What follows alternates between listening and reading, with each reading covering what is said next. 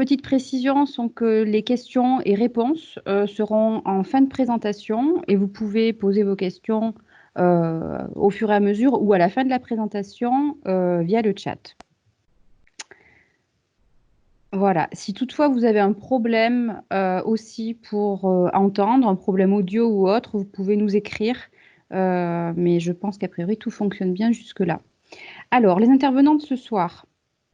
Il y a 2 intervenants, donc moi-même, Corinne Puech, donc je suis coordinatrice chargée de recrutement, et Séverine Brunet, qui est une infirmière expatriée de retour de RDC, République démocratique du Congo, qui, juste à son retour, nous fait le plaisir de témoigner de son recrutement et de ses différentes missions.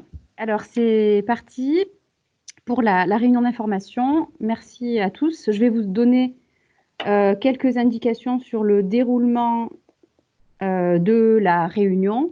D'abord, on parlera des objectifs. On présentera rapidement donc, le service recrutement. On fera un focus sur MSF et ses actions opérationnelles et le fonctionnement d'une mission terrain.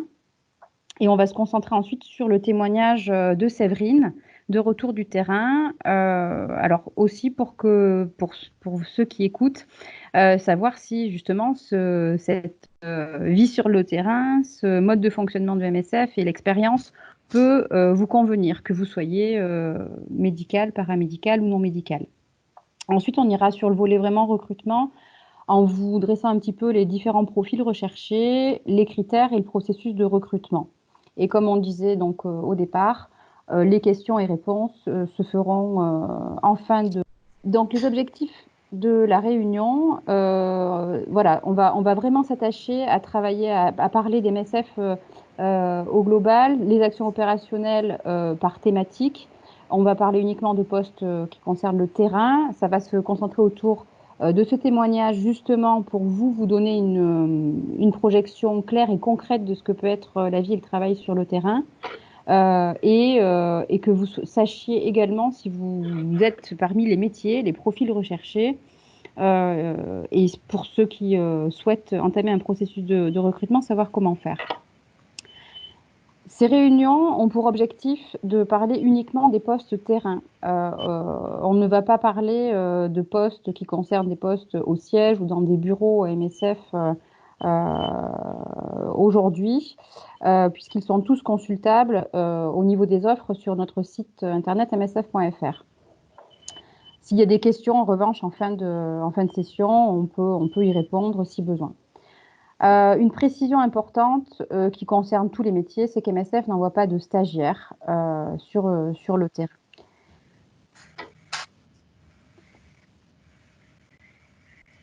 Alors, l'équipe recrutement basée à Paris est composée de 8 personnes. Donc, nous avons un responsable de service qui est Marc Ferrier, une coordinatrice des chargés de recrutement, Corinne, moi-même, et 5 chargés de recrutement, Marine Alves, Catherine Dedieu, Sabina Siganek, actuellement remplacée par Laetitia Libert, et Christelle Le Serre. L'équipe recrutement se compose aussi de 2 assistantes, Salomé Boni et Fadwa Sabar. Salomé qui a d'ailleurs organisé toute la préparation de ce webinaire. Pourquoi on vous présente l'équipe recrutement? Simplement parce que vous allez, au cours du processus de recrutement, avoir affaire à un moment donné à l'un d'entre nous pour vous accompagner dans ce processus. Une petite information intéressante aujourd'hui pour nous et aussi pour vous, c'est que vous êtes 62 inscrits à participer à ce webinaire. On a 11 médicaux, 17 paramédicaux, 30 personnes qui sont des non-médicaux et 4 personnes qui n'ont pas communiqué leur profil. À savoir que la réunion d'aujourd'hui a une vocation plutôt généraliste. On ne fait pas un focus particulier sur une problématique médicale ou paramédicale ou autre. On fait une réunion de manière assez générale. Et sachez que par le futur, peut-être d'autres réunions seront organisées sur des thématiques plus spécifiques. Voilà. Pour la présentation générale de MSF, ce qu'il faut que vous sachiez avant de postuler, c'est qu'MSF a plus de 40 ans d'action humanitaire à son actif, presque 50 en 2021. C'est une organisation internationale indépendante, médicale, humanitaire d'urgence qui a été fondée en 71 par des médecins et des journalistes. Pour que vous ayez une idée du volume, aujourd'hui, MSF représente près de 38 000 employés sur le terrain, personnel national et international, avec 97% de ressources d'origine privée. On reviendra un petit peu là-dessus tout à l'heure. Un point important qu'on mentionne systématiquement et que les candidats doivent avoir en tête au moment de postuler, il s'agit de la charte de MSF. Je vais la lire pour que vous vous en imprégniez et que vous en ayez conscience aussi au moment de postuler, car ce sont des principes d'action fondateurs de l'association. Les Médecins sans frontières apportent leur secours aux populations en détresse, aux victimes de catastrophes d'origine naturelle ou humaine, de situations de belligérance, sans aucune discrimination de race, religion, philosophie ou politique. Œuvrant dans la neutralité et en toute impartialité, les Médecins sans frontières revendiquent, au nom de l'éthique médicale universelle et du droit à l'assistance humanitaire, la liberté pleine et entière de l'exercice de leurs fonctions. Ils s'engagent à respecter les principes déontologiques de leur profession et à maintenir une totale indépendance à l'égard de tout pouvoir, ainsi que de toute force politique, économique ou religieuse. Volontaires, ils mesurent les risques et périls des missions qu'ils accomplissent et ne réclameront pour eux ou leurs ayants droit aucune compensation autre que celle que l'organisation sera en mesure de leur fournir.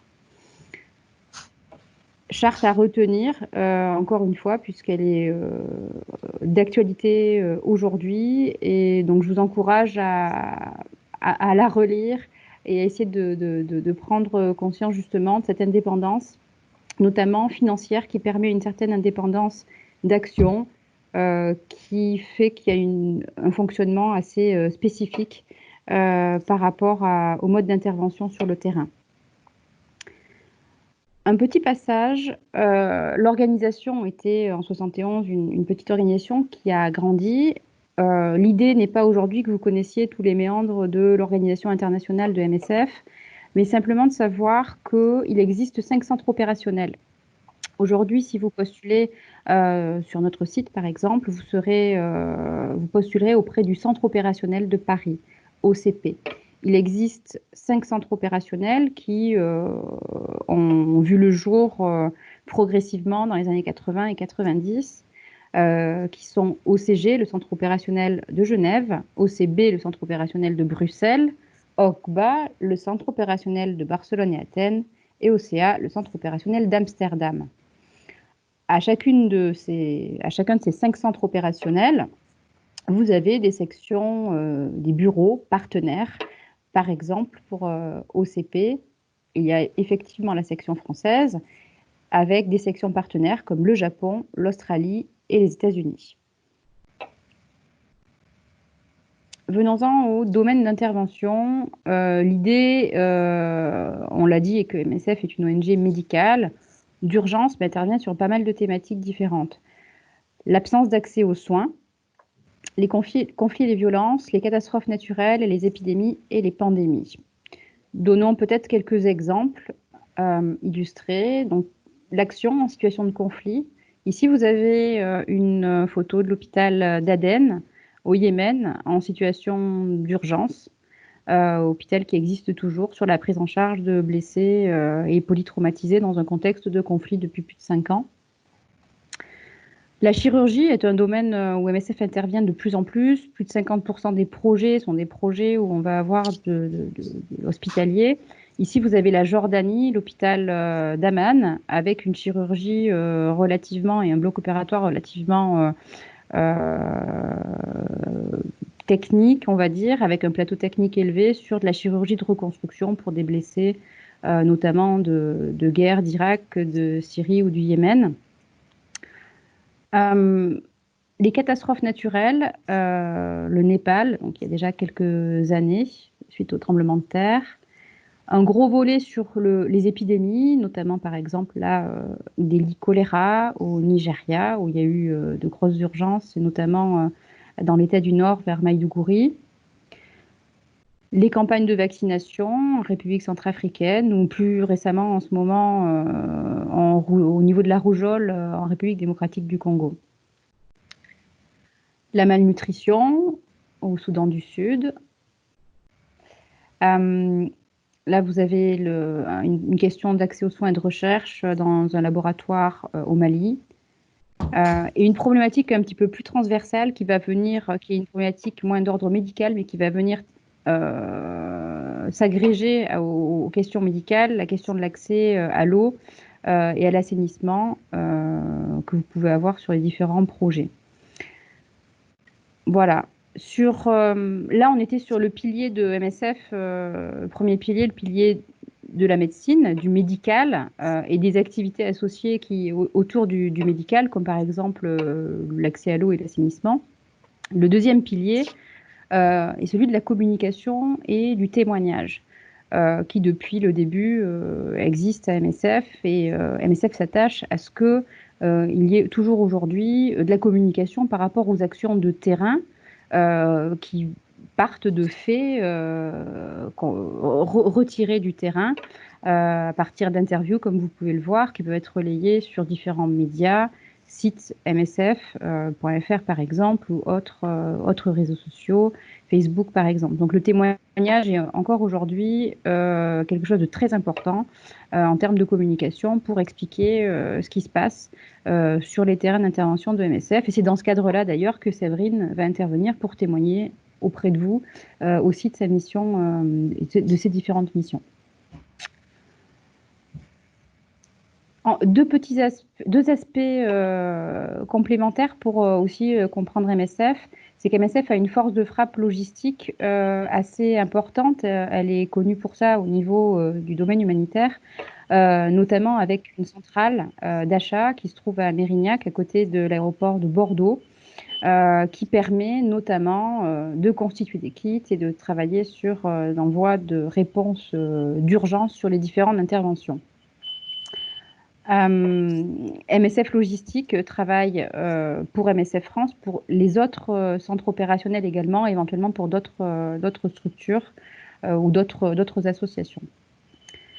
Dans les acteurs qui travaillent avec MSF, on a ce qu'on appelle des satellites de MSF qui travaillent en collaboration avec MSF. Par exemple, la Fondation de Médecins sans frontières accueille le CRASH, qui est le Centre de recherche sur les actions et les savoirs humanitaires, la campagne d'accès aux médicaments essentiels, le DNDi, Drug for Neglected Diseases Initiative, qui va travailler sur des initiatives par rapport à des maladies négligées, comme par exemple la trypanosomiase, et Épicentre, qui est un centre d'épidémiologie qui travaille en collaboration avec MSF sur différents sujets, qui a 2 centres de recherche en Ouganda et au Niger, et qui travaille en étroite collaboration avec MSF, comme c'est le cas aujourd'hui par exemple sur la question de la pandémie de Covid-19.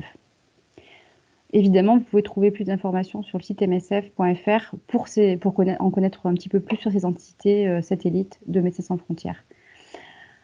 Quels moyens pour mener ces opérations? En 2019, Médecins sans frontières OCP, donc le centre opérationnel de Paris, compte plus de 8000 postes occupés par du personnel national, c'est-à-dire recrutés sur les différents terrains d'intervention. 1800 départs de personnels internationaux sur le terrain pour 2019, avec une forte rotation sur certains projets des équipes et une durée moyenne de mission, tout profil confondu, de 6 mois. Et on a aujourd'hui, en tout cas en 2019, 468 employés au siège parisien. Quelques chiffres, donc on a des ressources humaines et on a aussi des moyens financiers. Là, l'idée, c'est de vous montrer que pour 2018, les ressources pour OCP sont de 400 millions d'euros, dont une grande partie, 98%, sont d'origine privée. Et parmi les emplois, c'est-à-dire comment ces ressources sont employées sur les différents postes, on va avoir 91% de dépenses qui vont être directement sur les projets et sur la mission sociale de MSF. Donc, MSF s'attache à faire en sorte que le maximum donc, de ces ressources-là soient employées directement pour pour ces terrains d'intervention, en essayant de limiter les frais de fonctionnement au maximum. Avec évidemment des frais de recherche de fonds qui restent de l'ordre de 3 à 4%.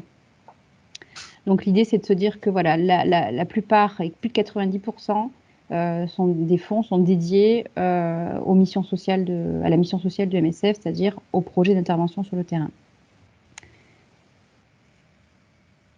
Parmi tous les projets que MSF va mener, ce qui est intéressant de voir aujourd'hui, les chiffres sont pour 2018 et vont se confirmer aussi a priori pour 2019, c'est que plus de 50%, 57% des projets se font auprès de victimes de conflits, donc c'est-à-dire dans des types de conflits ouverts ou post-conflit.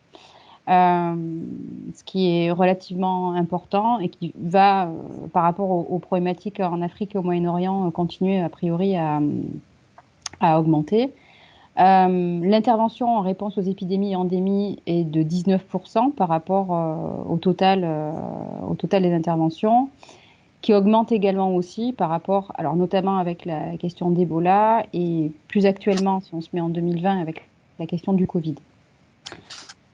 Ce qui est intéressant de voir, c'est que c'était le cas en 2017, en 2018 et également en 2019, 0%, c'est-à-dire on n'a aucune intervention, en tout cas aucune réponse à des catastrophes naturelles sur une période récente.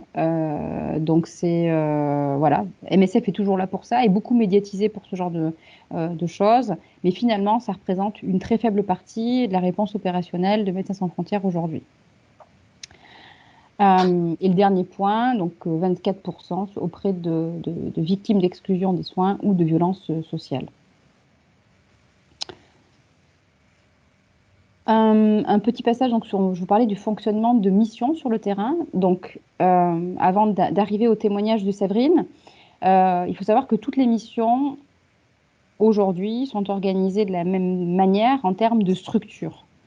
Vous retrouverez ces structures d'un pays à l'autre, d'une mission à l'autre, avec après certaines petites différences. Mais en gros, ce qu'il faut que vous reteniez, c'est que au niveau d'une mission MSF, si vous partez du terrain en haut, qu'on appelle le projet, c'est là où les personnes qui postulent pour la première fois pour rejoindre MSF vont partir a priori sur des postes terrain. Là où se trouve finalement le projet médical proche des bénéficiaires au niveau de l'intervention et va être toujours composé d'une équipe médicale et paramédicale, une équipe logistique et une équipe administrative. Le tout coordonné par un coordinateur de projet. Donc ça, c'est quelque chose de systématique sur toutes les missions. Ensuite, les organigrammes se déclinent en fonction des typologies de projets et des besoins qu'on va avoir sur les différents terrains. À partir de ces projets-là, vous allez avoir un ou plusieurs projets sur un pays, toujours chapeautés par une capitale qu'on appelle la coordination. Et dans cette coordination, vous allez avoir des supports techniques, d'appui technique aux équipes de terrain sur le volet médical, avec des coordinateurs médicaux, financiers, RH et logistique. Le tout encadré également par un chef de mission qui supervise la globalité des projets sur le pays. Et ensuite, on retrouve ce même fonctionnement avec un lien avec le siège, qui s'appelle aujourd'hui donc des cellules opérationnelles, qui vont aussi venir en appui technique et avoir un portefeuille de pays qui va permettre de suivre justement les projets, en général entre 4-5 pays selon le volume. Et on va retrouver un médecin de cellule, un chargé de gestion sur le volet contrôle de gestion, un chargé de ressources humaines, un superviseur logistique, des référents sur la communication, le tout chapeauté par un responsable de programme qui pilote aussi les opérations. Pour terminer, ce qu'on peut dire, c'est qu'aujourd'hui, ces cellules opérationnelles sont basées en priorité sur Paris, avec certaines cellules aussi qui pilotent les opérations depuis Dubaï, New York et Tokyo. Euh, donc, si vous êtes recruté, vous pouvez aussi être amené à être en contact et en collaboration avec les différentes cellules opérationnelles et par exemple être briefé par le médecin de cellule de Tokyo si vous partez sur l'un des projets de la cellule. Voilà, l'idée c'est que vous reteniez cette structure un petit peu en 3 temps qui se reproduit sur tous les pays. Voilà pour l'organisation générale de la mission. Je laisse la parole à Séverine, qui est fraîchement rentrée du Congo, pour nous faire un petit témoignage sur son recrutement et sa première mission avec MSF. Euh, Séverine, je te laisse la parole. Oui, pas de souci. Donc, moi, je suis partie en fait en mars 2017 pour ma première mission avec OCG. J'avais été employée par OCP et en fait, OCG a demandé à OCP s'ils étaient d'accord pour que je parte avec eux. Donc, je suis partie au Cameroun, à l'extrême nord du Cameroun, sur un poste de superviseur de bloc, puisqu'à la base, moi, je suis infirmière de bloc opératoire. Donc, je vais vous raconter un petit peu le recrutement. Next.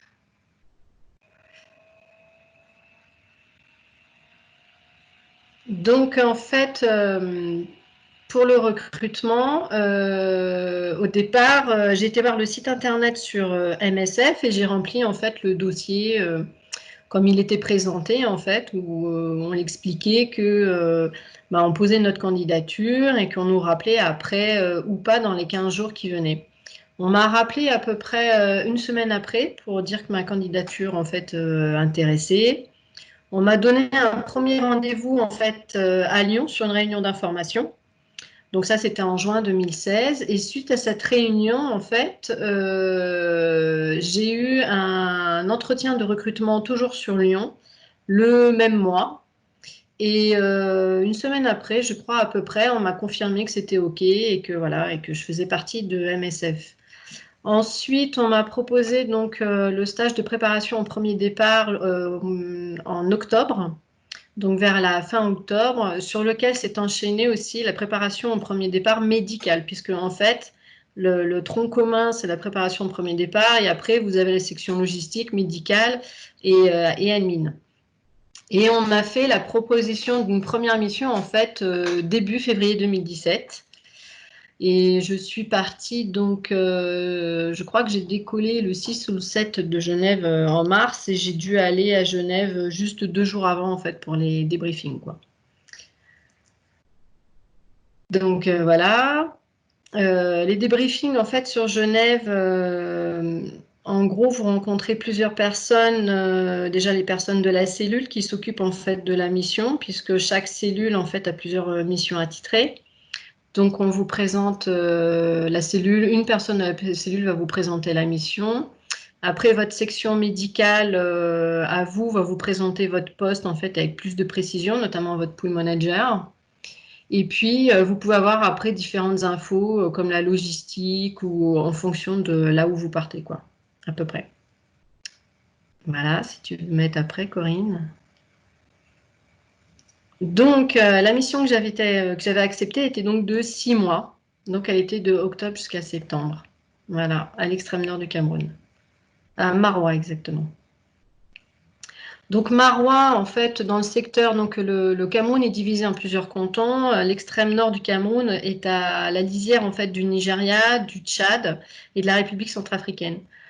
Dans cette frontière, au nord, tout ce qui concerne le nord de la ville de Maroua, en fait, est la zone où Boko Haram, en fait, tente de passer la frontière, en fait, et fait beaucoup d'attentats, et notamment d'attaques de tous les villages et villes, en fait, qui sont au-dessus. Donc, le projet de l'hôpital était principalement de prendre en charge ces afflux de blessés, mais aussi de prendre en charge la chirurgie selon des critères de Maroua et de sa région. Moi, mon poste à moi était donc un poste de superviseur de bloc avec un encadrement, j'avais à peu près 33 personnes, des hygiénistes aux infirmiers. J'étais pas la seule superviseure puisque je suis arrivée sur un poste où il y avait un superviseur de l'hôpital local, en fait, c'était un hôpital régional, et il y avait un autre superviseur MSF. Donc moi, mon objectif à moi, en fait, était d'apporter des outils techniques, de faire tourner le bloc, de m'occuper de la pharmacie, de contrôler la pharmacie, et puis de gérer en fait les afflux de blessés quand ils arrivaient. Puisque les afflux de blessés, en fait, on pouvait les gérer à peu près 2 jours comme 2 nuits. Donc voilà, et comme ils arrivaient en fait un peu par vague en fonction des ambulances qui débarquaient, en fait, voilà, on restait pour gérer le flux de blessés et les afflux de blessés, quoi. Voilà. Suivant. Donc la plupart des gens qu'on soignait, c'était de tous les âges, hein. Ça pouvait aller de 2 semaines à 99 ans. La plupart des pathologies qu'on soignait, c'était des traumas. Alors soit des traumas dus à des AVP, soit des traumas dus à des plaies par balle ou des plaies d'armes blanches. C'était aussi des brûlures. On avait beaucoup de grands brûlés, donc là surtout des enfants. Et on avait aussi des péritonites, des myosites qu'on appelle, des infections sur membres.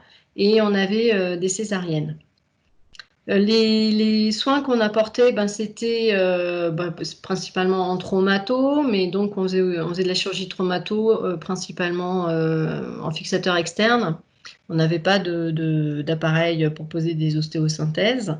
Et en moyenne, sur 2 salles de bloc, on faisait à peu près 20 patients par jour. Voilà, un peu plus ou un peu moins selon les jours.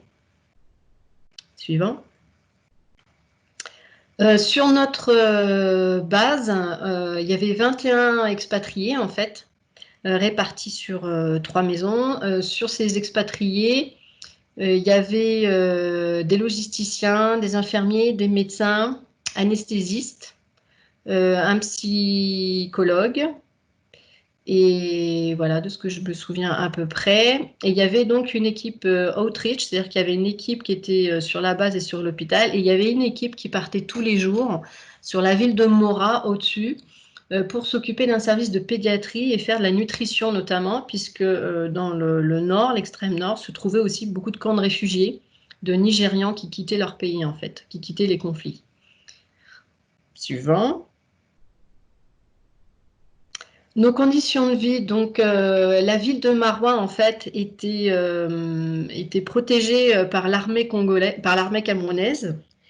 Nous, on était répartis sur 3 maisons en fait qui étaient sécurisées toutes les 3. On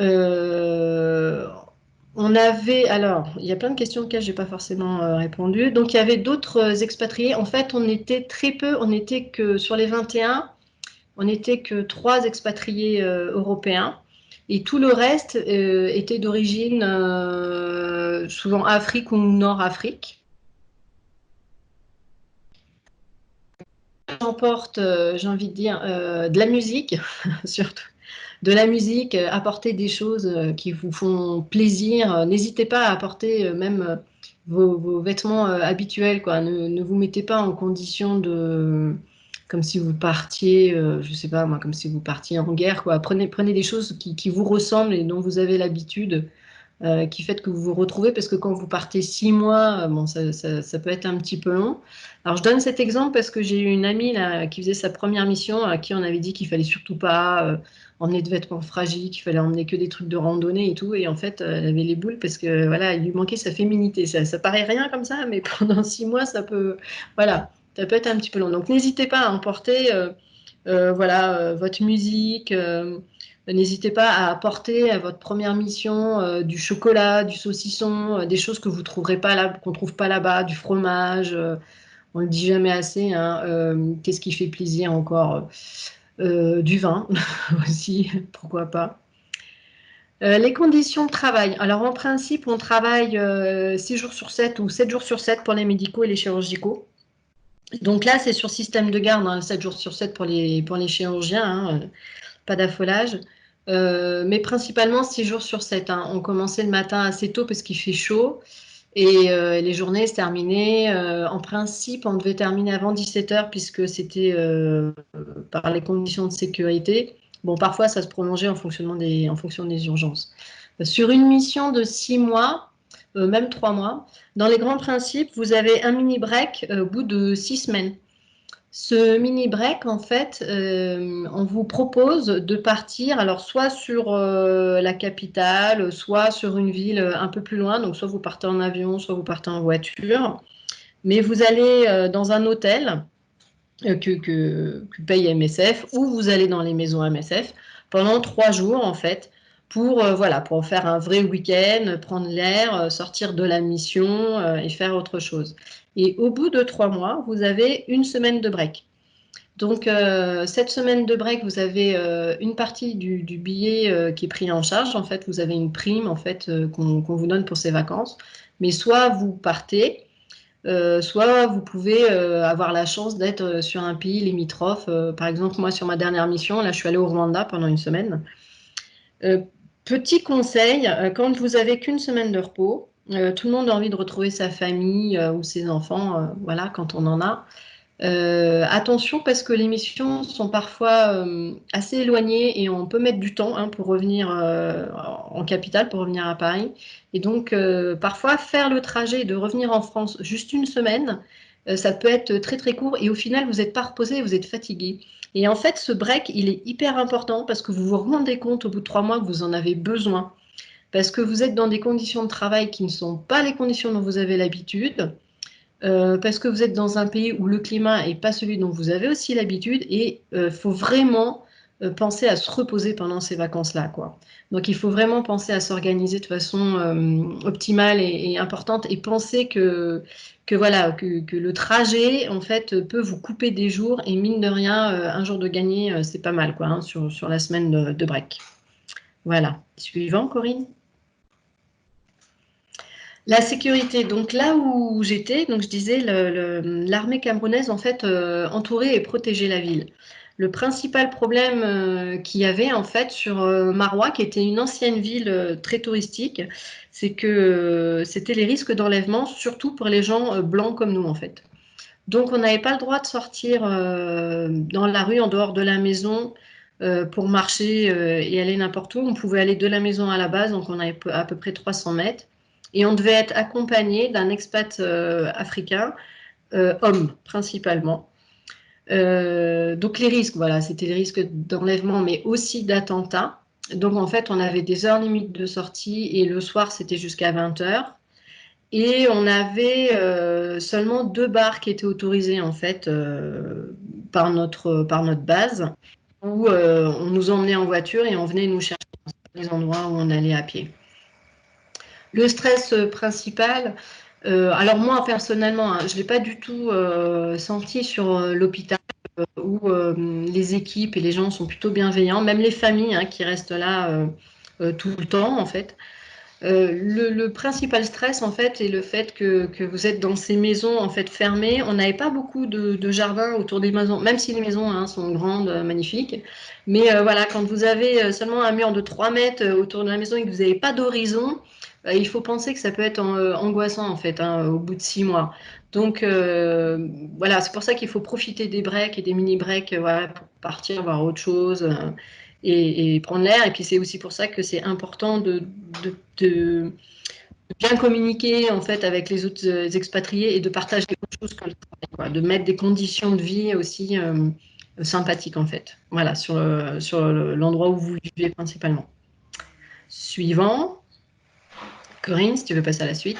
Si tu peux nous expliquer un petit peu comment ça s'est voilà, se terminé et ensuite la suite, justement, comment tu es reparti, pourquoi, etc. Qu'est-ce que ça a amené comme réflexion pour toi? Ouais, ok. Moi, ma première mission, en fait, j'étais contente quoi, du pays que j'avais découvert et du staff où vraiment c'était chouette. Quoi, voilà, on s'était apporté mutuellement des choses. Et puis, quand vous arrivez sur une première mission, sur un poste comme celui-là, que vous n'avez jamais fait, que vous ne savez pas trop, voilà, vous êtes un petit peu forcément un peu dans l'angoisse de ce que ça peut donner, quoi. Et en fait, j'ai trouvé que les outils, j'ai trouvé que la hiérarchie, le système de hiérarchie MSF est facile à comprendre, le système de communication aussi. Les outils MSF sont faciles à comprendre et utiliser. Et en fait, vous prenez très rapidement vos marques. La première fois que je suis arrivée, donc j'avais rencontré un anesthésiste en fait avec qui j'allais faire binôme pendant toute ma mission, qui m'a dit tu vas voir au bout de 15 jours, tu auras l'impression d'être là depuis un mois. Bah c'est vrai en fait, c'est exactement ça. vous allez vite prendre vos marques. Et puis, bon, tous les jours, hein, vous faites un peu la même chose, les mêmes trajets, vous revenez sur votre même poste. Donc, finalement, vous prenez vite, voilà, vous prenez vite enfin, tout ce que vous avez à faire. Et puis, surtout, petit conseil, quoi, quand vous arrivez sur votre mission, n'attendez pas que les informations viennent à vous. N'hésitez pas à pousser les portes. N'hésitez pas à aller voir vos supérieurs pour leur poser des questions. Vous aurez des téléphones, appelez-les, envoyez des mails. Voilà, allez-y, insistez. Voilà, ne restez pas enfermés sur vos questions. Il n'y a pas de questions bêtes, hein, franchement. Donc, allez-y à fond.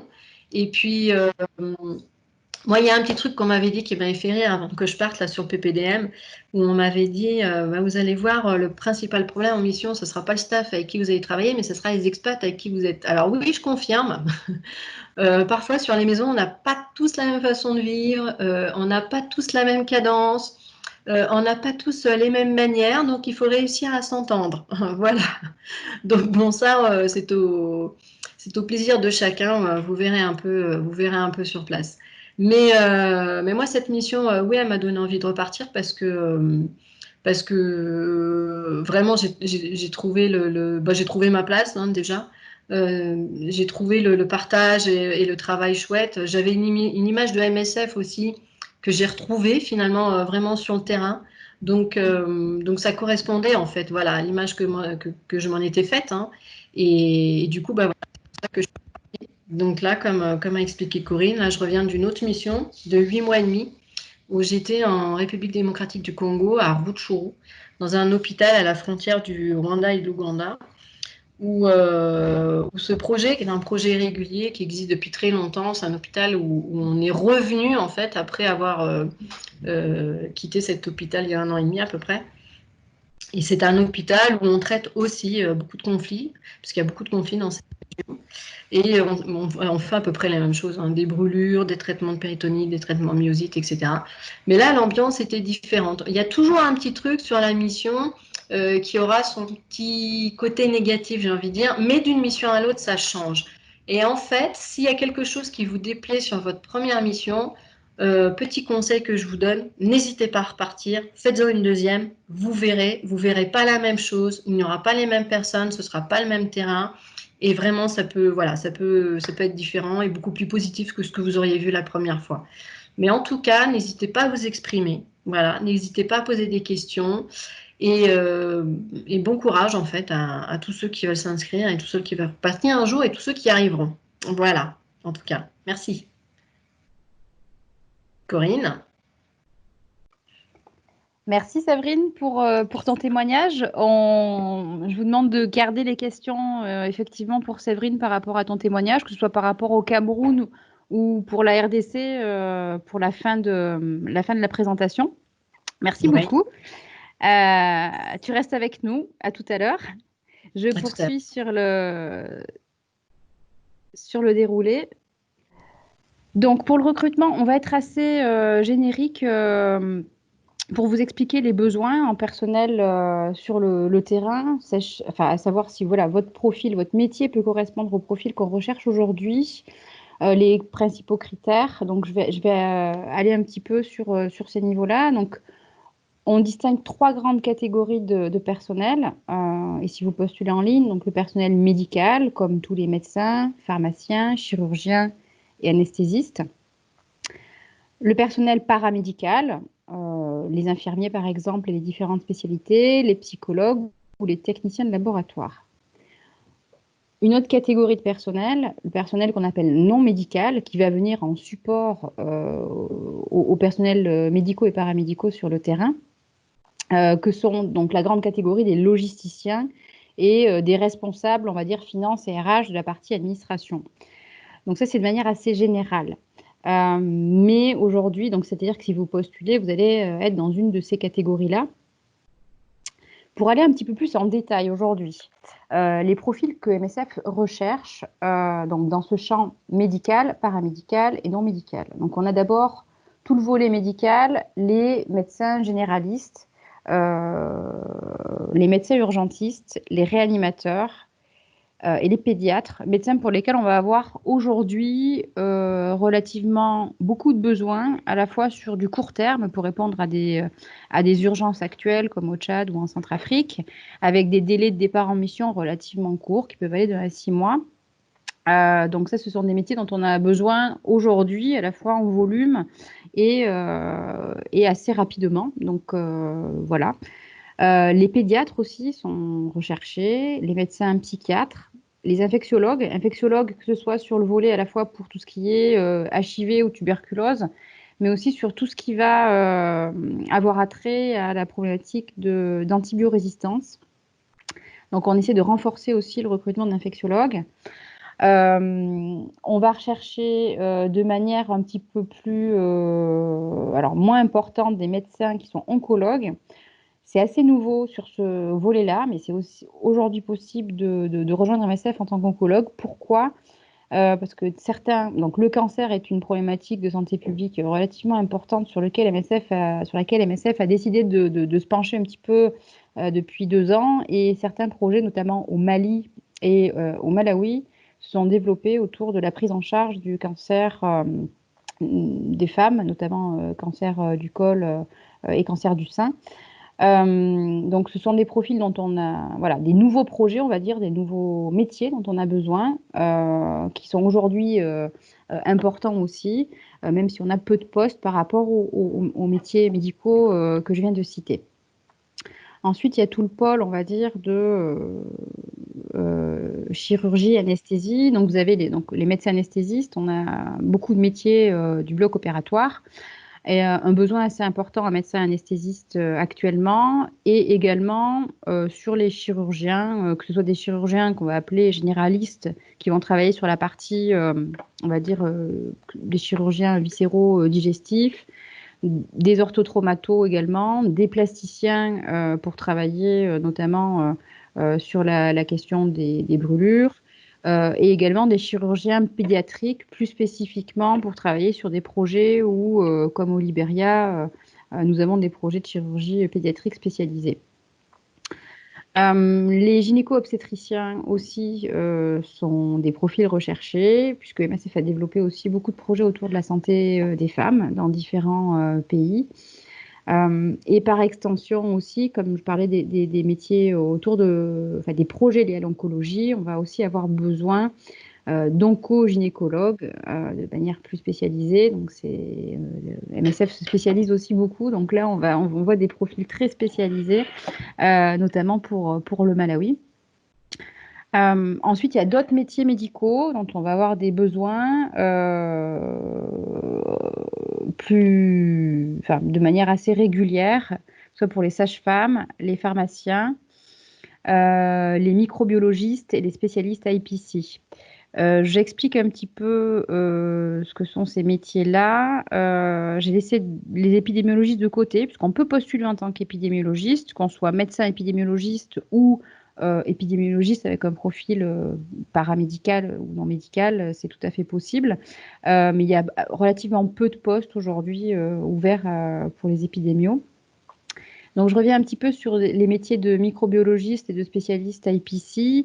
Qui sont aussi assez nouveaux, microbiologistes aussi pour travailler sur le volet bactériaux dans certains hôpitaux, aussi pour travailler sur la problématique de lutte contre l'antibiorésistance avec les infectiologues, et en collaboration aussi avec des spécialistes qu'on appelle IPC, donc qui sont des personnes qui vont travailler sur le contrôle et la prévention des infections, qui peuvent être des spécialistes de ce domaine-là avec un background médical ou paramédical. Donc voilà un petit peu tous les besoins et profils recherchés sur les métiers du médical. J'insiste sur le fait que voilà, les besoins aujourd'hui, on va être beaucoup sur tous les médecins, généralistes, urgentistes, pédiatres, infectiologues. On a besoin un petit peu de tout aujourd'hui, de tous les métiers, puisqu'il y a eu une réévaluation des besoins et un besoin de renforcer nos pools de manière assez globale. Pour les métiers du paramédical, alors évidemment, donc on vient d'avoir le témoignage de Séverine sur le volet infirmier. Aujourd'hui, nous avons des postes de première mission justement pour les infirmiers, les cadres infirmiers également, infirmiers de bloc, infirmiers aussi en pédiatrie et en néonatologie. Donc vous pouvez postuler en tant qu'infirmier sur l'une ou l'autre de ces spécialités. On va recruter également des techniciens de laboratoire, des psychologues et des kinés. Là, je dirais que sur le volet paramédical, les deux pôles où on a le plus de besoins donc, sont tout le pôle sur les infirmiers et les psychologues. On continue à recruter des techniciens de laboratoire, des kinésithérapeutes. Il y a quand même moins de besoins en termes de volume sur ces postes-là aujourd'hui. Pour le personnel non médical, on va retrouver la grande famille des logisticiens et des administrateurs. Donc pour les logisticiens, vous avez généralement des logisticiens qu'on appelle généralistes. Ça veut dire qu'ils supervisent un petit peu l'activité générale logistique d'un projet ou d'un hôpital en supervisant différents volets, justement, que ce soit de construction, organisationnelle, d'encadrement d'équipes techniques. Et lorsque certains périmètres de projet sont trop grands, trop importants, on va faire appel à des spécialistes, des logisticiens qui vont être plus spécialisés. Par exemple, des techniciens biomédicaux pour la maintenance du matériel biomédical sur les structures hospitalières, des architectes ou des constructeurs pour des projets, par exemple, de réhabilitation d'une structure, d'une aile d'un hôpital, par exemple, des électriciens, mécaniciens également pour la gestion de la maintenance du parc de véhicules d'MSF et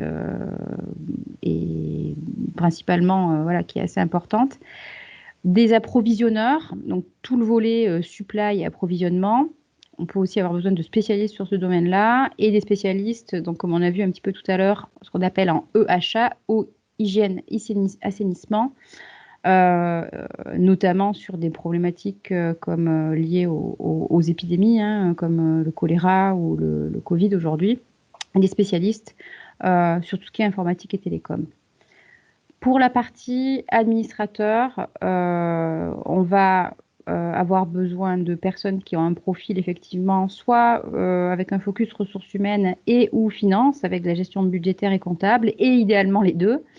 Mais il y a aussi d'autres postes qui vont se décliner dans les profils non médicaux aujourd'hui, notamment comme les juristes, où le nombre de postes aussi a augmenté, et les chargés de communication, qui sont souvent des postes basés sur le terrain, mais pour plusieurs sections opérationnelles.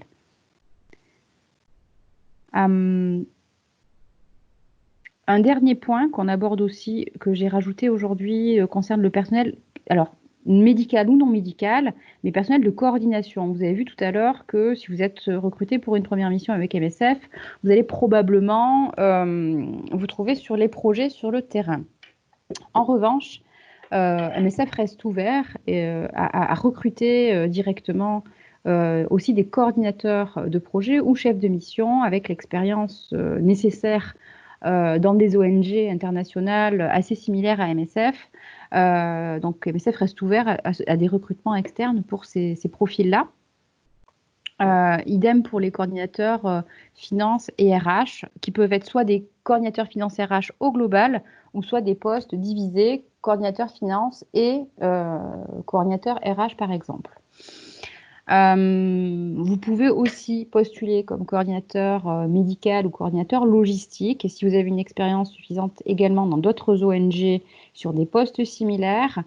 Et si vous postulez sur ces postes-là, regardez bien les critères et sachez que vous pouvez être aussi, on peut vous proposer d'être réaffecté sur des postes terrain. Par exemple, vous postulez comme coordinateur logistique, mais vous n'avez pas l'expérience nécessaire, on peut vous rebasculer ou vous demander de commencer par un poste de logisticien qui pourrait mieux correspondre à votre domaine de compétences dans un premier temps.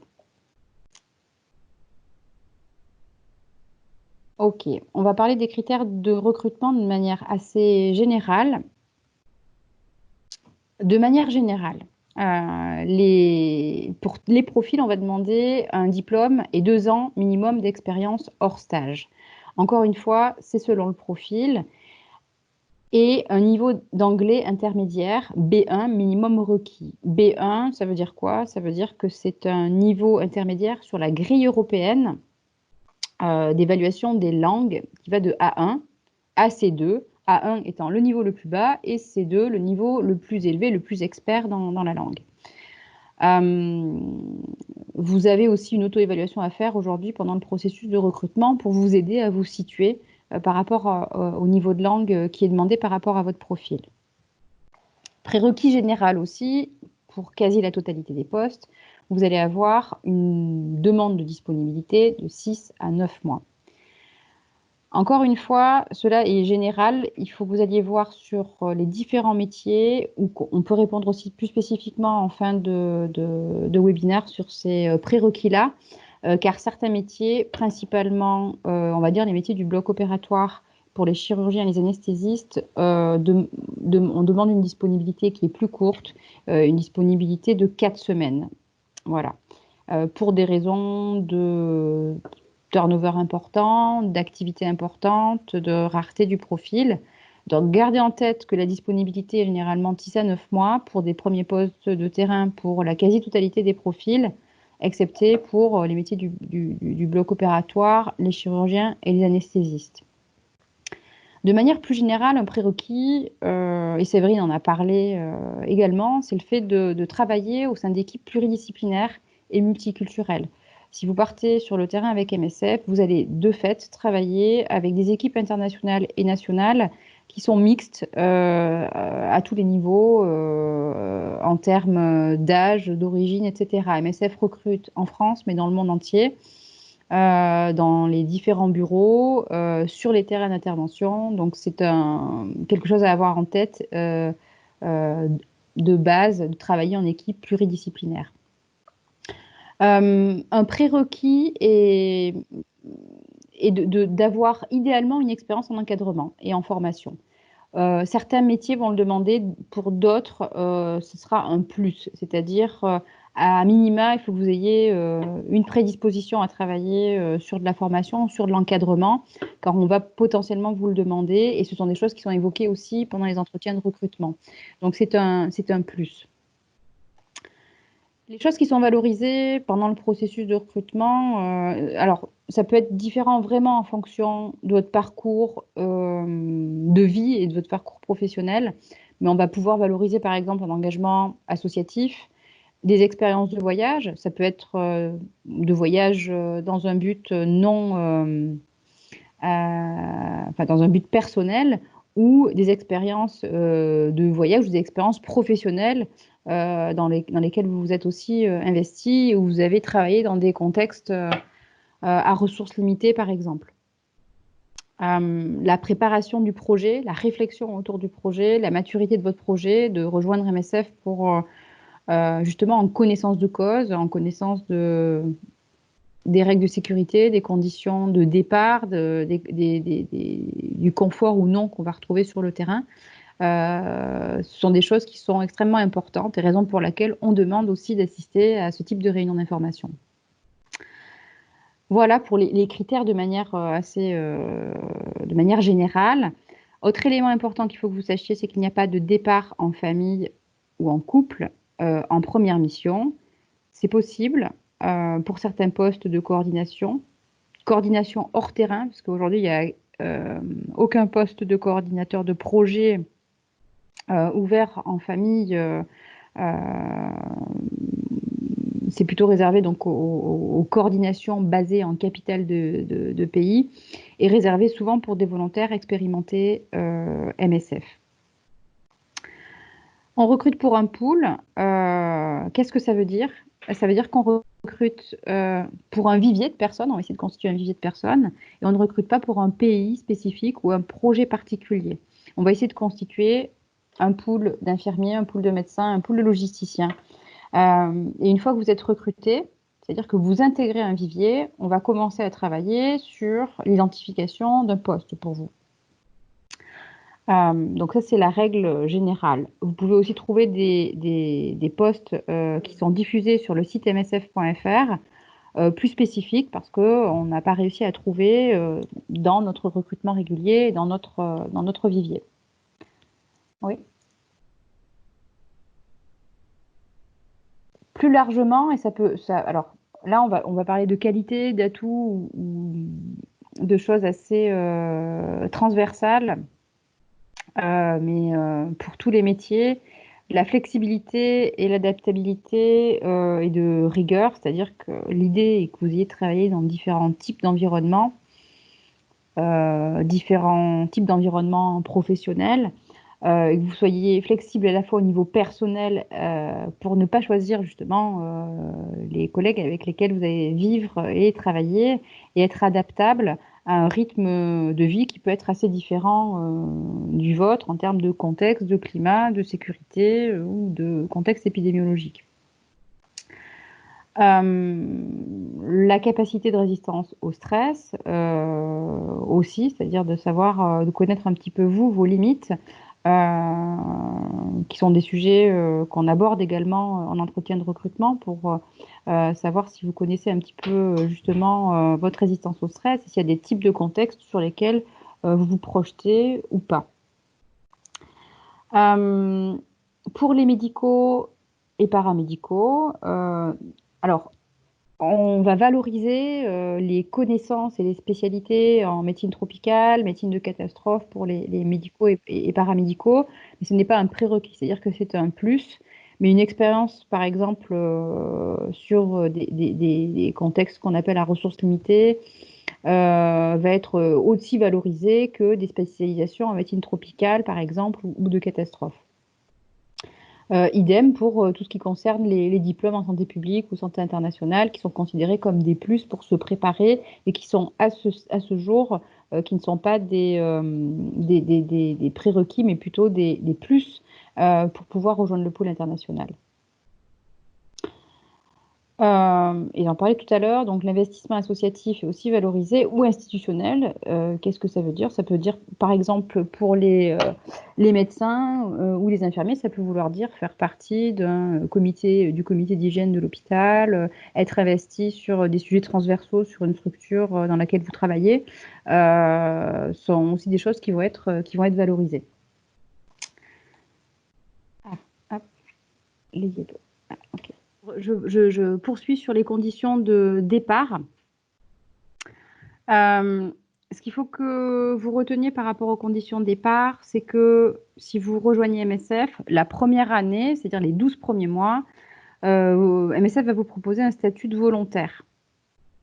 C'est-à-dire que vous n'avez pas un salaire, mais vous avez des indemnités qui vont être définies en fonction du pays de résidence.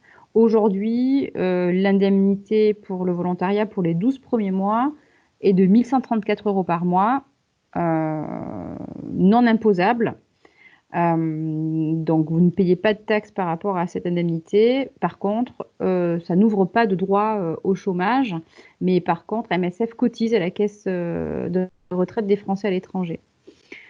Donc, voilà, à prendre en compte sur le niveau de rémunération, à savoir que c'est une condition de départ, mais à côté de ça, il faut noter que vous êtes logé, nourri, que tous les frais de transport sont pris en compte. Donc, au final, l'indemnité peut sembler assez basse, mais avec le package de prise en charge au global, au final, peut être quand même relativement intéressante vu que tout est pris en charge ensuite à côté. J'y reviendrai. Après 12 mois de volontariat, on va passer au statut de salarié, c'est-à-dire que ce soit 12 mois de volontariat consécutifs ou non, par exemple si vous faites une mission de 12 mois, ce qui peut arriver, hein, ou 2 missions de 6 mois, au bout de ces 12 mois de volontariat, on va vous proposer un contrat CDD qui va dépendre au niveau de votre responsabilité, du poste que vous allez avoir et de votre expérience professionnelle antérieure. Ça peut aller de 1 500 € à 4 000 € brut pour les résidents français en fonction de votre expérience et ça peut être calculé avant la mission, etc. pour vous donner un ordre d'idée au fur et à mesure de l'avancement.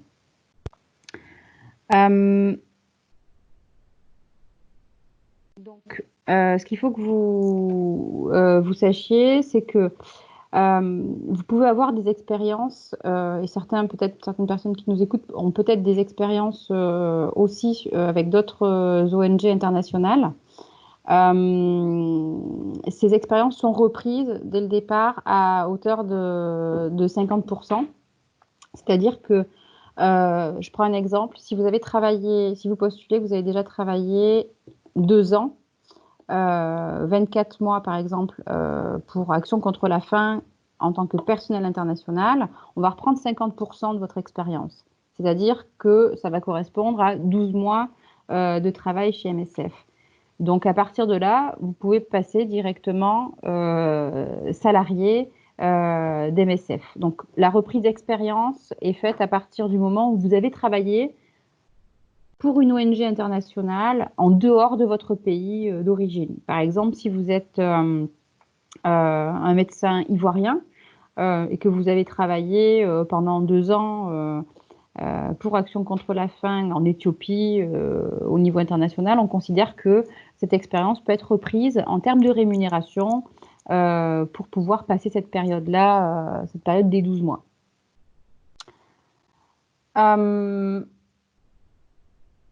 Comment se passe la préparation avant départ? Donc, les choses ont été revues aujourd'hui avec la période aussi de confinement. Donc, de la même manière qu'on propose des webinaires en ligne, toutes les préparations pré-départ ont été revues depuis le mois de mars-avril 2020 pour proposer justement des préparations à distance.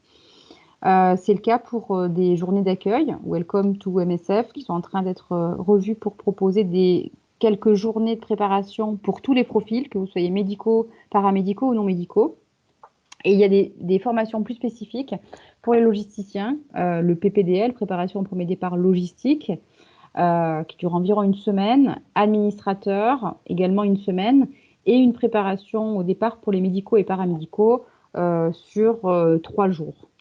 Je ne vais pas aller plus en détail sur les modalités de ces journées. Elles sont systématiquement proposées pour un départ avant toute première mission, en fonction de votre profil, et soit à distance ou en présentiel en fonction des possibilités.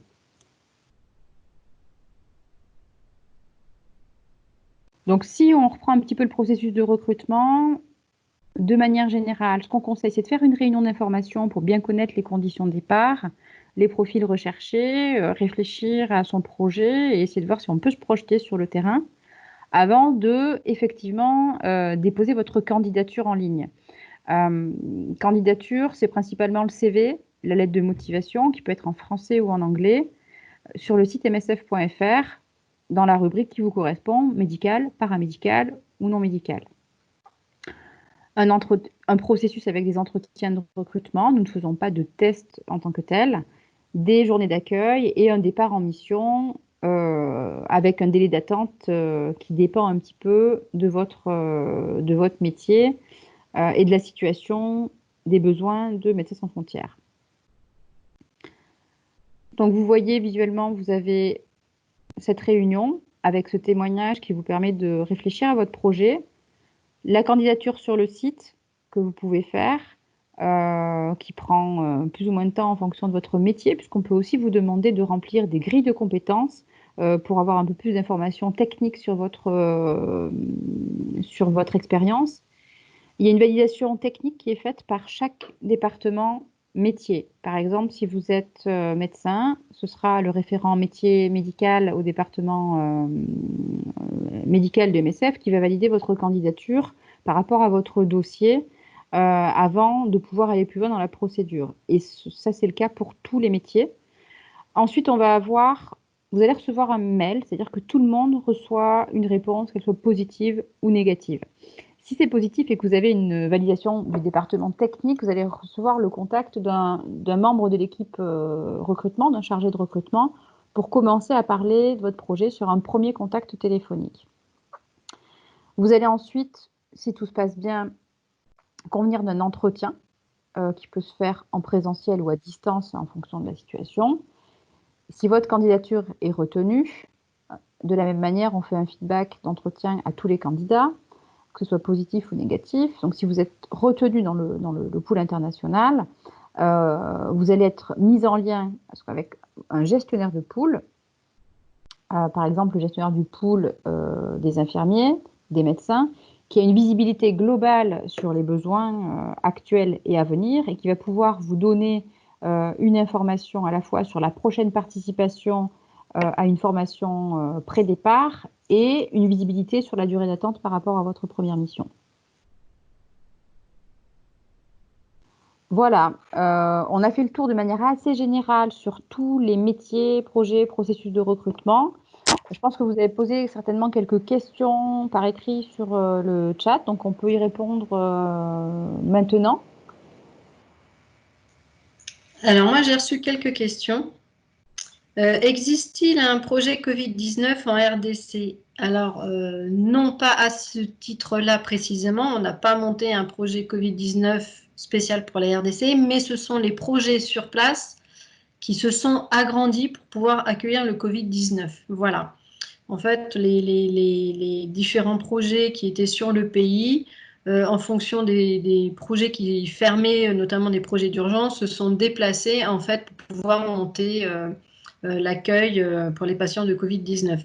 Sachant que moi, je suis rentrée il y a une semaine et que le Covid-19 arrivait sur notre terrain il y a 15 jours seulement. En fait, on avait les premiers cas, nous, sur Autre-Chose, il y a 15 jours seulement. Est-ce qu'il existe un projet de prise en charge de la malnutrition aiguë en RDC? Alors oui, particulièrement dans les provinces du Kasaï oriental. Là, je ne saurais répondre, mais en tout cas, oui, il y a des projets de malnutrition sur plusieurs points de la RDC.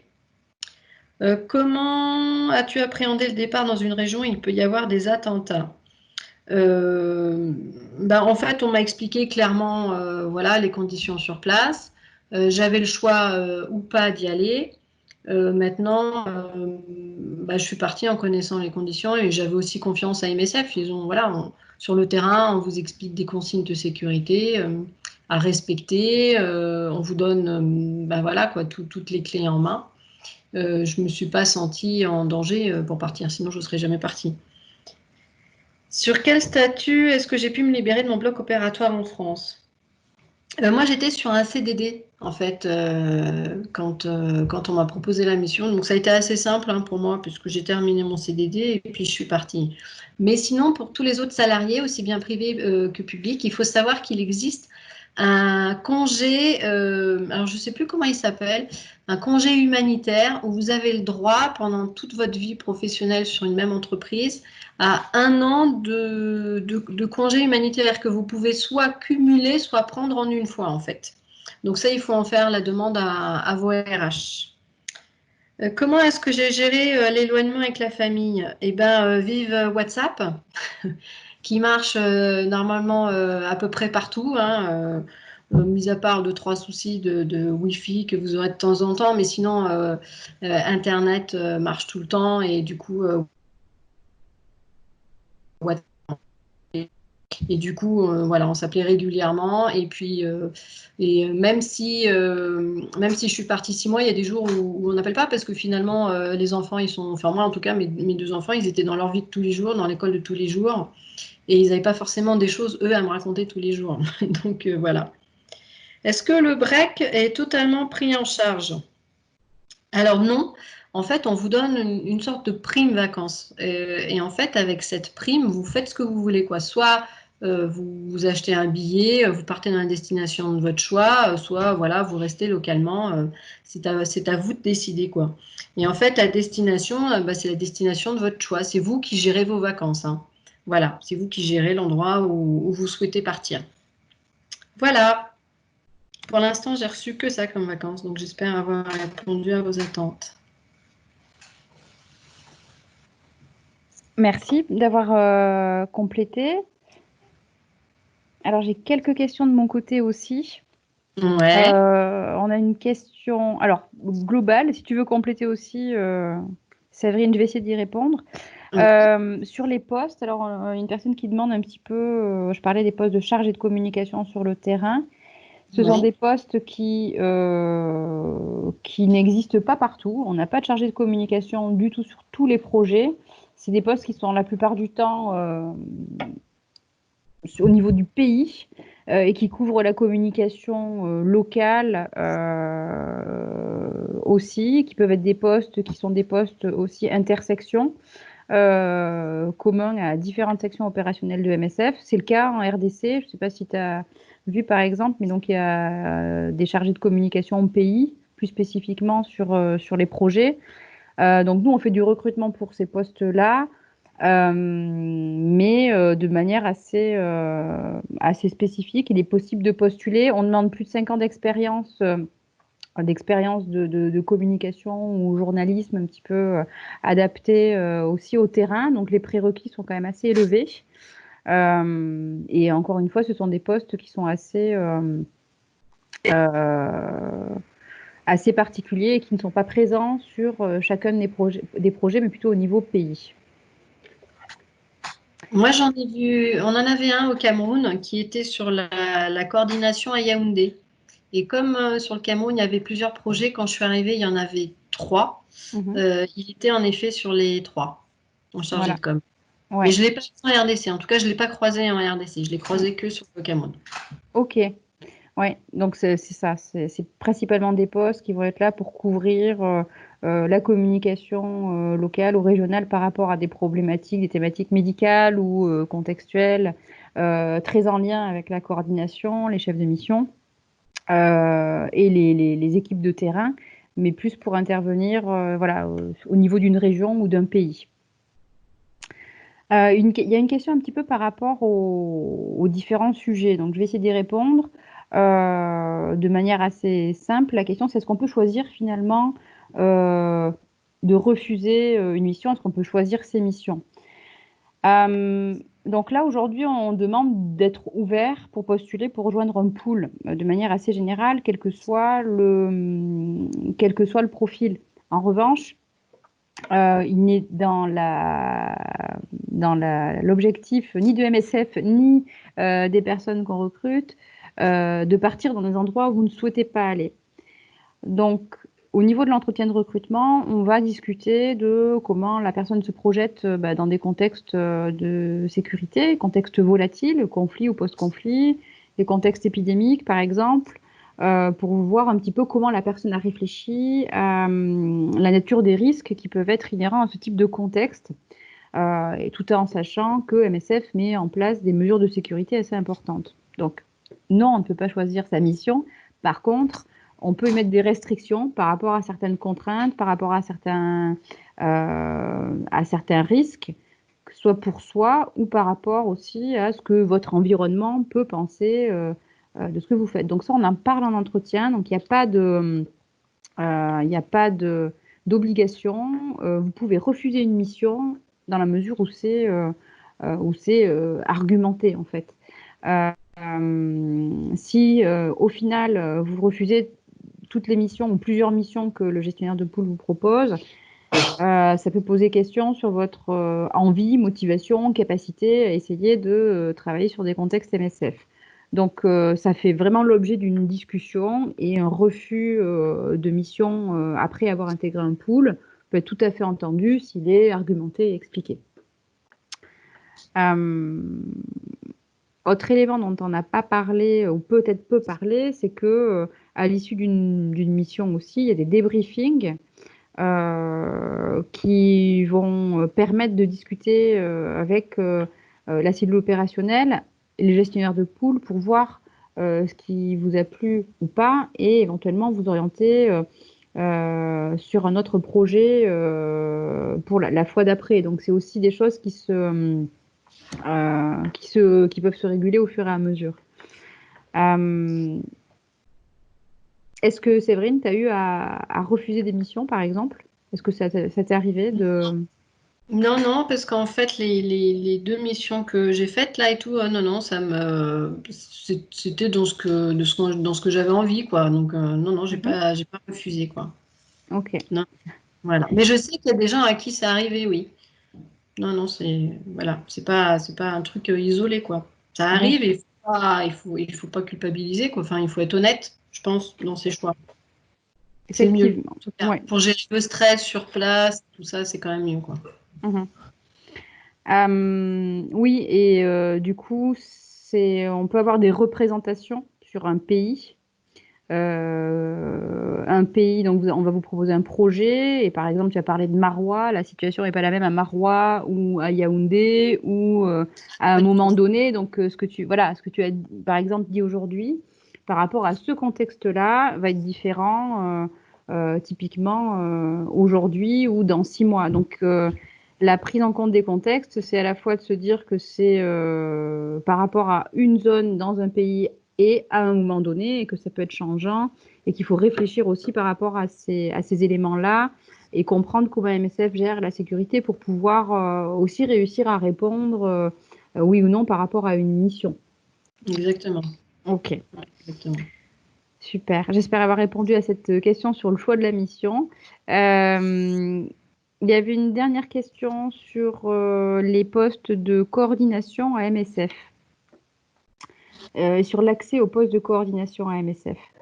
Comme je disais, on a besoin de coordinateurs, de coordinateurs de projets, coordinateurs médicaux sur les différents projets. Euh, l'idée de ce webinaire aussi est de vous faire réfléchir à un parcours. C'est-à-dire que certains d'entre vous vont peut-être postuler, faire une mission, 2 missions, 3 missions, et avoir envie d'évoluer vers des postes de coordination de projets opérationnels ou des postes du niveau d'édition plus technique, coordinateur médical, finance, RH, logistique. Donc, la plupart du temps, ces métiers-là, finalement, évoluent en interne à MSF. Les coordinateurs, aujourd'hui, sont des métiers qui sont issus des viviers existants et des personnes qui deviennent, par exemple, logisticiens, coordinateurs de projet, coordinateurs logistiques.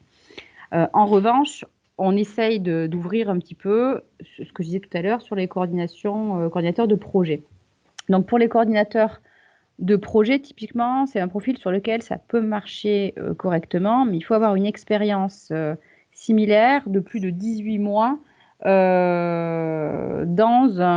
on va dire des ONG avec un périmètre un petit peu similaire, idéalement aux ONG médicales, et avoir géré à la fois des équipes, la sécurité sur les projets, dans des contextes volatiles ou non, avoir une expérience par rapport, on va dire, à la négociation avec les acteurs sur le terrain, acteurs institutionnels ou autres ONG, et donc la capacité de représentation de l'ONG. Donc c'est pour ça qu'on demande une expérience équivalente dans une ONG idéalement médicale pour pouvoir prétendre à ce genre de postes-là, qui sont généralement de l'encadrement d'équipes internationales qui vont entre 10 et 25 staffs internationaux, et de 100, 200, 300 à 400 personnels recrutés localement. Donc c'est quand même des volumes relativement importants. Je parle de ces postes-là parce que c'est les postes qui sont le plus facilement transposables et qu'on a réussi à recruter à MSF et à intégrer dans les équipes. Chef de mission, c'est assez rare. Les personnes qui vont travailler sur des postes de coordination opérationnelle vont souvent commencer par des postes justement de coordinateur de projet. Une autre question sur la durée de pause entre 2 missions. C'est une question qui est intéressante. MSF, effectivement, on a envie de recruter des personnes qui vont intégrer un pool et avoir l'envie d'enchaîner des missions sur différents terrains, dans le cadre d'un parcours avec MSF. Les pauses entre les missions vont dépendre de plusieurs aspects, de l'intensité de la mission, de questions personnelles, de votre profil et votre capacité à retrouver du travail au retour de mission, et de la possibilité d'MSF de vous proposer une mission qui corresponde à votre métier. Donc, c'est assez difficile de donner une réponse générale à cette question-là, mais on va dire que, imaginons que vous soyez dans le cadre d'un parcours, ce qui est conseillé, c'est d'avoir au minimum 2 mois de repos, enfin, en tout cas 4 à 6 semaines de repos avant de reprendre une nouvelle mission, parce que ça veut dire voilà, reprendre un petit peu ses marques ici, repartir.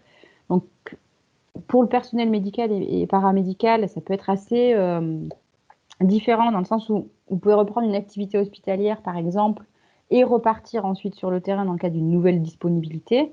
Mais si vous voulez vous engager sur justement une disponibilité plus longue avec MSF, c'est au minimum, on va dire, 4 à 6 semaines avant de envisager un nouveau départ pour réussir à vous reposer suffisamment avant de repartir. Et ça, c'est évalué à votre retour de mission par vous-même et avec le gestionnaire de votre pool.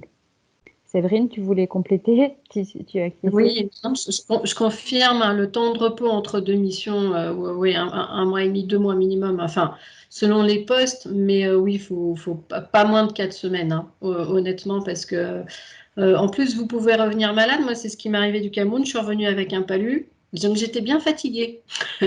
2 mois, c'était bien, voilà. Donc il faut penser à ça, quoi. Voilà, il faut pas, voilà. Non, non. deux Mm. mois, ouais, c'est Deux bien. mois, ouais. Sur là, c'est une Sur les grosses recommandation. missions, Après, hein. c'est Que des grosses très. missions. Hein. Ouais. Après, au moins des missions de 6 mois, ouais, c'est voilà, Mhm. au moins. Ok. Est-ce qu'il y a d'autres questions?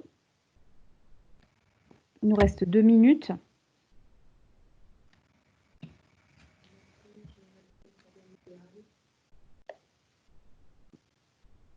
Oui. Ah, ok. Il y a une question un sujet de médecins, donc les médecins généralistes qui sont installés en libéral. Je pense que c'est en termes de disponibilité. Donc, nous, on a des profils assez différents. Donc, des personnes installées en libéral, ça peut être des infirmiers, des psychologues qui travaillent dans des cabinets en libéral, seuls ou avec d'autres équipes. Donc là, effectivement, ça vous demande peut-être plus d'organisation, c'est-à-dire pas uniquement de, entre guillemets, hein, de demander une disponibilité auprès de la structure qui vous emploie, mais aussi de vous entendre avec vos collègues, de repasser éventuellement la patientèle ou pas. Donc ça veut dire que ça demande beaucoup plus de... C'est possible, on peut le faire, mais vous, ça veut dire qu'il faut que vous anticipiez beaucoup plus ce projet-là avec vos collaborateurs si vous en avez ou par rapport à des questions personnelles sur comment vous pouvez gérer votre patientèle. Donc c'est faisable, mais ça demande pas mal de temps. En général, ce que nous, on recommande, c'est de postuler au moins 4 à 6 mois avant votre date de disponibilité qui vous semble réelle. C'est-à-dire que le processus de recrutement prend du temps. Donc, de se dire que vous postulez en prenant tous ces éléments en compte pour pouvoir voilà, être prêt et nous donner également un préavis dont vous avez besoin pour vous organiser pour le départ. Donc, ça, c'est des choses qui sont demandées dans votre candidature aussi en ligne, à savoir de combien de temps vous pouvez avoir besoin en termes de préavis pour vous organiser personnellement et contractuellement. Donc ça, on en discute aussi au niveau du processus de recrutement pour vous aider un petit peu et à organiser ça et à faire ça étape par étape.